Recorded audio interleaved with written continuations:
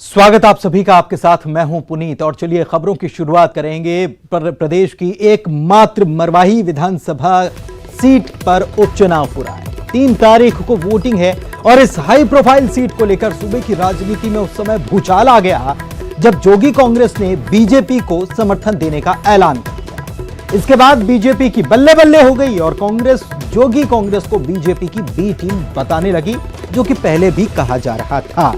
इतना ही नहीं, जेसीसीजे में विद्रोह की आवाज भी उठने लगी। तो मरवाही का दंगल जो है बड़े रोचक मोड़ पर आ गया है। हालांकि अभी तक यह माना जा रहा था कि मरवाही में बीजेपी और कांग्रेस के बीच ही मुकाबला होगा और जोगी कांग्रेस जो है वो आउट हो जाएगी, वो कहीं नजर नहीं आएगी। लेकिन यह दिलचस्प मुकाबला अभी भी बना हुआ है। देखते रहो।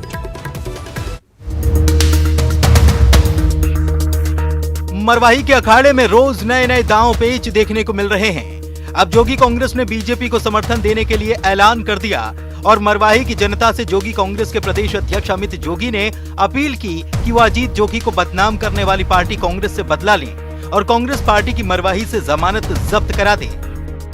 मुझे मेरे विधायक दल के नेता श्री धर्मजीत सिंह जी और श्री राजेंद्र राय जी ने जानकारी दी कि उन्होंने भाजपा के प्रत्याशी डॉक्टर गंभीर सिंह जी का समर्थन करने का निर्णय लिया है। मरवाही के सभी कार्यकर्ता भी इस बात पर अपनी सहमति दे चुके हैं। मेरी खुद भाजपा के किसी नेता से आज तक इस संबंध में सीधा संवाद नहीं हुआ है, पर मैं अपनी पार्टी के नेताओं की इस राय से सहमत हूं। मेरा अपना मानना है कि वैचारिक रूप से क्षेत्रीय दल और राष्ट्रीय दल में स्थायी समझौता संभव नहीं है, किंतु वर्तमान परिप्रेक्ष्य में जब कांग्रेस ने मेरे स्वर्गीय पिताजी श्री अजीत जोगी जी के अपमान को अपने प्रचार का मुख्य केंद्र बिंदु बना लिया है, मेरे परिवार को छल पूर्वक चुनाव के मैदान से बाहर कर दिया है, तो ऐसी परिस्थिति में मुझे मेरे पार्टी के वरिष्ठ नेताओं का यह निर्णय स्वाभाविक लगता है। इधर अमित जोगी के ऐलान के बाद जोगी कांग्रेस में विद्रोह के सुर उठने लगे। विधायक देवव्रत सिंह ने कहा कि अमित जोगी का बीजेपी को समर्थन देना गलत है। उनका बीजेपी समर्थन जेसीसीजे के लिए ठीक नहीं। हो जाऊंगा, असंबद्ध हो जाऊंगा, फिर जैसा उचित लगेगा। और मैंने तो कहा है ना कि कांग्रेस मेरे खून में है, मेरे विचारधारा में। ठीक है, मैं अपने निजी कारणों से मैंने कांग्रेस छोड़ा। अजीत जोगी जी ने भी निजी कारणों से मतलब कांग्रेस छोड़ी थी। तो और ऐसा नहीं रहा है, कांग्रेस में बड़े बड़े लोगों ने छोड़ा और वापस आए हैं। अर्जुन सिंह जी से बड़ा नेता इस देश में हमारे बीच में कभी कोई नहीं रहा। मैं समझता हूँ अर्जुन सिंह जी वो नेता थे जो मेरे आदर्श भी रहे। उन्होंने छोड़ा, माधवराव सिंधिया जी ने छोड़ा और बहुत से लोगों ने छोड़ा समय पर।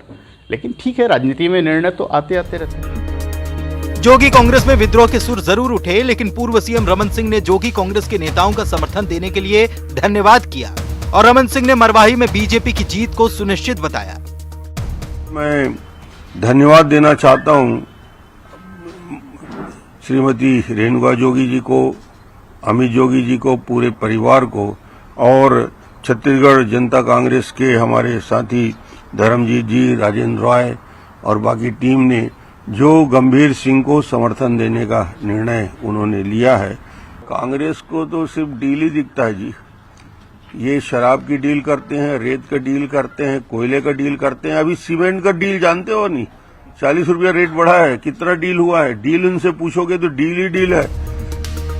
दूसरी ओर कांग्रेस का कहना है कि जोगी कांग्रेस का गठन ही बीजेपी की बी टीम के लिए हुआ था और वो वही कर रहे हैं। इतना ही नहीं, सीएम ने कहा कि इनका चेहरा भी बेनकाब हो चुका है। ये भारतीय जनता पार्टी एक ही है और ये लोग और 2018 के पहले जब हमने बात किया ये लोग इंकार करते थे, लेकिन जनता चेहरे के खराब हो चुके थे। लेकिन अब वो खुल के सामने आ गए हैं। रमन सिंह के 15 साल तक के ये चाहे उसका लाभ उठाते रहे, उसी के भरोसे वो सरकार में रहे और अब वो चेहरा उजागर हो गया। वो डील कितने हुआ है वो लोग पूछ रहे हैं। छत्तीसगढ़ जनता कांग्रेस और अमित जोगी के द्वारा भारतीय जनता पार्टी के समर्थन का सीधा सीधा मतलब यह है कि भारतीय जनता पार्टी ने मरवाही उपचुनाव का अपना पेटी कॉन्ट्रैक्टर छत्तीसगढ़ जनता कांग्रेस को नियुक्त किया। बहरहाल अब देखने वाली बात यह होगी कि मरवाही के अखाड़े का सरताज कौन होता है और जीत का सेहरा किसके सिर बंधेगा, ये आने वाली 10 नवंबर की तारीख तय करेगी। लेकिन मरवाही चुनाव को लेकर सूबे की सियासत गुलाबी ठंड में गर्मा गई है। सुरेंद्र सिंह, न्यूज़ 18, छत्तीसगढ़, रायपुर। देवव्रत हमारे सहयोगी हमारे साथ इस वक्त लाइव जुड़े हुए हैं, उनका रुख कर लेते हैं। देवव्रत, शुरुआत में जब बात ये सामने आई थी कि जोगी कांग्रेस से कोई चुनाव नहीं लड़ पाएगा, तब ये सवाल उठने लगे थे कि बगैर जोगी परिवार के किसी सदस्य के ये चुनाव बड़ा सूना सूना हो जाएगा। लेकिन हम देख रहे हैं कि आखिरी वक्त तक इस चुनाव में जोगी भले ही मैदान में नहीं है, लेकिन जोगी नाम से कोई प्रत्याशी भी भले ही मैदान में नहीं है, लेकिन जो दखल है वो और जो पूरी सियासत है वो आसपास अभी भी मंडरा रही है। बिल्कुल, और ये सियासी उथल-पुथल इस वक्त मरवाही में मची हुई है। जिस तरह से न्यूज़ 18 ने पहले ही ये संकेत दे दिए थे और अमित जोगी ने न्यूज़ 18 के इंटरव्यू में ये बात कह भी दी थी कि अपने समर्थकों से कांग्रेस के विरोध में काम करने की बात उन्होंने कही थी, जिससे सीधा साफ हो जाता है कि उनके जो समर्थक हैं वो बीजेपी के पक्ष में काम करें। हालांकि उन्होंने औपचारिक ऐलान आज किया है, लेकिन उसके पहले ही न्यूज़ 18 पर हमने ये संकेत दे दिए थे कि अमित जोगी बीजेपी का समर्थन कर सकते हैं। रही बात मरवाही चुनाव के इस दंगल की, तो फिलहाल पुरजोर कोशिश यहाँ पर कांग्रेस की तरफ से की गई है और बीजेपी ने भी पूरी ताकत आजमाई है, लेकिन जोगी का जो वोट बैंक था वो जीत का गणित बिगाड़ सकता है। और पहले ही जिस तरह से जो राजनीतिक विश्लेषक रहे हैं उन्होंने भी ये कहा है कि एक बड़ा वोट बैंक जो अजीत जोगी का था, 20 सालों से जोगी यहाँ पर रहे हुए हैं विधायक के रूप में, तो ऐसे में यही निर्णायक वोट होंगे जो कि जिस पाले में भी जाएंगे वही जीत का सेहरा उसी के सिर बनेगा। लेकिन यहाँ गौर करने वाली बात ये भी है कि कांग्रेस अभी तक के इस तरह के वोट बैंक से इनकार करती रही है। भले ही कई तरह के इनकार जरूर हों, लेकिन इस बात से बिल्कुल भी इनकार नहीं किया जा सकता कि किसी भी तरह का कोई वोट बैंक नहीं है। कांग्रेस की ये दलील है कि ये जो वोट बैंक है वो कांग्रेस से ही कटकर जोगी के पाले में गया था और क्योंकि अभी जोगी परिवार चुनावी मैदान में नहीं है, इसलिए ये तमाम वोट बैंक कांग्रेस के ही पक्ष में जाएंगे। दोनों ही पक्षों की अपनी अपनी दलील। फिलहाल जो स्थिति स्पष्ट होकर के सामने आ रही है कि अभी तक जो मुकाबला था वो कांग्रेस वर्सेस बीजेपी का था, लेकिन अब ये मुकाबला हो चला है कांग्रेस वर्सेस बीजेपी और जोगी कांग्रेस, और दोनों ही बीजेपी और जोगी कांग्रेस एक साथ मिल गए हैं इस युद्ध में। अब कांग्रेस को यहाँ पर अकेले मुकाबला करना है, लिहाजा जिस तरह की चुनाव प्रचार की गई है, मेहनत हुई है, मुख्यमंत्री खुद 3 दिनों तक के डेरा जमाए हुए हैं, उसका क्या नतीजा निकलेगा, जनता जनार्दन किसे चुनती है, क्या प्रदेश में सत्ता का लाभ पेंड्रा मरवाही को जिला बनाने का लाभ कांग्रेस को मिलता है या फिर जोगी वोट बैंक के ही सहारे इस पूरे मरवाही उपचुनाव के नतीजे जारी होते हैं और यहाँ के सियासी समीकरण बनते हैं, ये देखने वाली बात होगी। बिल्कुल, ये देखने वाली बात होगी। बहुत बहुत शुक्रिया आपका देवव्रत इस तमाम जानकारी के लिए। और इधर मरवाही में सीएम भूपेश बघेल का तूफानी प्रचार अभियान भी जारी है। मरवाही में मीडिया को संबोधित करते हुए मुख्यमंत्री भूपेश बघेल ने कहा कि मरवाही कांग्रेस का गढ़ रहा है और उपचुनाव में कांग्रेस की ही जीत का दावा उन्होंने किया। उन्होंने कहा कि इस बार सारे रिकॉर्ड ध्वस्त हो जाएंगे, कांग्रेस भारी मतों के अंतर से जीतेगी। ये गढ़ रहा है कांग्रेस का और अभी हम एक तरफा जीतने वाले हैं, सारे रिकॉर्ड ध्वस्त होंगे। क्योंकि भारतीय जनता पार्टी के पास तो 14 विधायक हैं, वो उतने भी ड्यूटी नहीं लगा पा रहे हैं, वो तो 50 लाख आ नहीं सकते। हमारे पास है इसलिए लगे हैं ना। और उपचुनाव में सब लोग आते ही हैं, ऐसा कौन सा उपचुनाव है जिसमें बड़े नेता नहीं आते।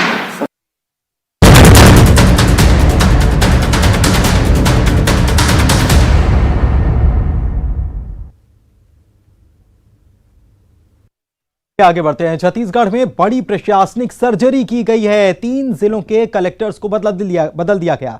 नीलेश क्षीरसागर को गरियाबंद का कलेक्टर बनाया गया है। इसके अलावा चंदन कुमार को कांकेर के कलेक्टर पद की जिम्मेदारी सौंपी गई है और साथ ही विनीत नंदनवार को सुकमा का कलेक्टर बनाया गया है। इसके अलावा KL चौहान संयुक्त सचिव बनाए गए। वन विभाग के रानू साहू MD पर्यटन मंडल का उनको अतिरिक्त प्रभार दिया गया। मोहम्मद केसर अब्दुल हक संचालक बनाए गए हैं। पंचायत विभाग के अभिनव अग्रवाल MD वेयर हाउसिंग बनाए गए हैं। वेयर हाउसिंग कॉरपोरेशन के S प्रकाश PHE सचिव बनाए गए। PHE और संचालक जल जीवन मिशन का उनको अतिरिक्त प्रभार मिला।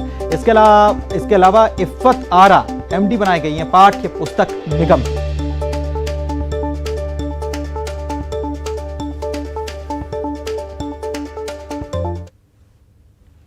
बीस बरस का छत्तीसगढ़। जी हां, कल छत्तीसगढ़ के 20 साल पूरे होने जा रहे हैं और प्रदेश 21वें साल में प्रवेश कर रहा है। लिहाजा लोगों की उम्मीदें भी बड़ी हैं और ऐसे में कल राज्य को कई सौगातें मिलने वाली हैं।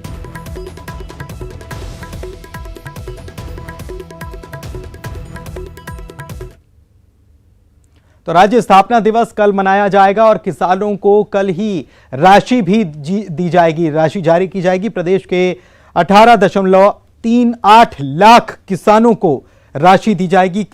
किसान न्याय योजना की तीसरी किश्त का भुगतान किया जाएगा।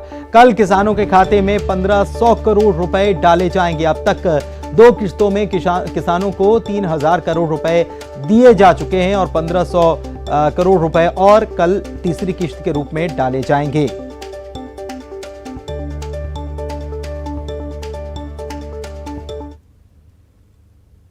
और इधर राज्योत्सव पर एक बड़ी सौगात शिक्षा कर्मियों को भी मिलने जा रही है। 8226 व्याख्याताओं का संविलियन किया जाएगा। व्याख्याताओं के संविलियन के आदेश भी जारी कर दिए गए। 16,278 शिक्षकों का भी संविलियन किया जाएगा। शिक्षक और सहायक शिक्षकों का संविलियन होगा। जिला और संभाग स्तर से यह संविलियन का आदेश जारी किया जाएगा।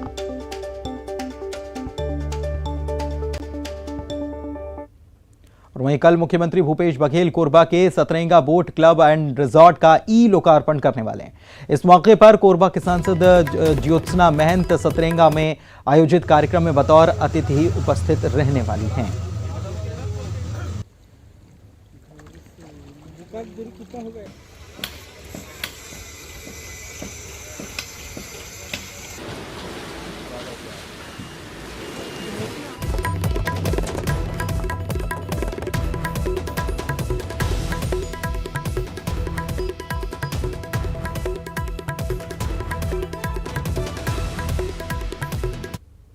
और चलिए सीधे लाइव चलते हैं। संस्कृति मंत्री अमरजीत भगत पदक अलंकरण की घोषणा की जा रही है। कुछ कह रहे हैं विभिन्न क्षेत्रों में योगदान देने वालों को सम्मान उनका किया जा रहा है। हिंदी एवं इलेक्ट्रॉनिक मीडिया हिंदी के क्षेत्र में उत्कृष्ट कार्य करने वाले व्यक्ति को जनसंपर्क विभाग से दिया जाता है।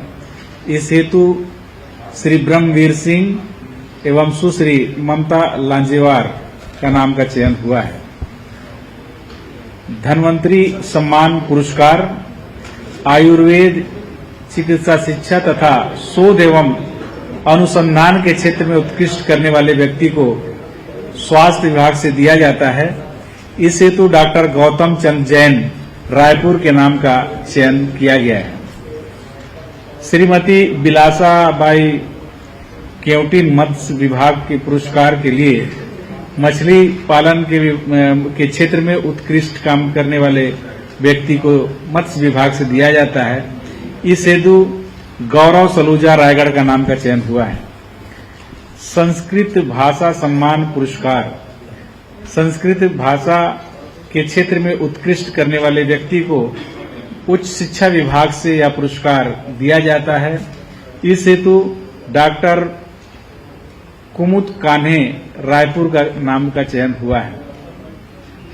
डॉक्टर भंवर सिंह पोर्ते सम्मान पुरस्कार आदिवासियों के सेवा और उत्थान के क्षेत्र में उत्कृष्ट कार्य करने वाले व्यक्ति को आदिम जाति कल्याण विभाग से यह पुरस्कार दिया जाता है।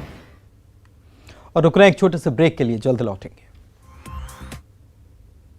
ब्रेक के बाद आपका स्वागत है। प्रदेश में आपराधिक घटनाओं का ग्राफ तेजी से बढ़ता जा रहा है और प्रदेश में बेटियों के साथ दुष्कर्म, लूट, डकैती की घटनाएं भी बहुत तेजी से बढ़ी हैं। दरअसल ये बातें प्रदेश के पूर्व सीएम डॉक्टर रमन सिंह ने कही। उन्होंने कानून व्यवस्था को लेकर राज्य सरकार पर वार किया और साथ ही कहा कि जिस सपने को लेकर प्रदेश का गठन किया गया था वो सपना ही चूर चूर हो चुका है। आपराधिक गतिविधियां जैसे आप बता रहे हैं कि पूरे प्रदेश में बच्चियों के साथ, बेटियों के साथ बलात्कार की घटनाएं बढ़ी हैं, लूट डकैती की घटनाएं बढ़ी है। उसका सबके पीछे एक ही कारण है कि आपने पुलिस अधीक्षक को काम दूसरा दे दिया है, कलेक्टर को दूसरा काम दिया है, सट्टा बढ़ा है, जुआ बढ़ा है, अपराध बढ़े हैं, शराब बढ़ा है। इन सब का रिजल्ट जब होता है तो यही इस प्रकार की घटनाएं जब बढ़ती है, जब गली गली में शराब बिकने लगा, सट्टा और जुआ होने लगा, अवैध पैसे आने लगे, तो इस प्रकार के एक्टिविटी बढ़ती है। छत्तीसगढ़ को जिस कल्पना के साथ अटल बिहारी वाजपेयी ने इस नए राज्य का निर्माण किया, तो वो सपना रहा और हम लोगों ने 15 साल उस दिशा में ले जाने का प्रयास किया, मगर इस 20 महीने में वो सारे सपने तार तार हो रहे हैं। यहाँ आज 20 महीने के अंदर न नैतिकता बची, न ईमानदारी बची, चारों तरफ बेईमानी, भ्रष्टाचार, लूट और आतंक का राज है। तो ये कल्पना तो नहीं थी कि ऐसा राज आएगा जो आज देखने को मिल रहा है। और इसी के साथ इस बुलेटिन में फिलहाल इतना ही। मुझे दीजिए इजाजत। नमस्कार।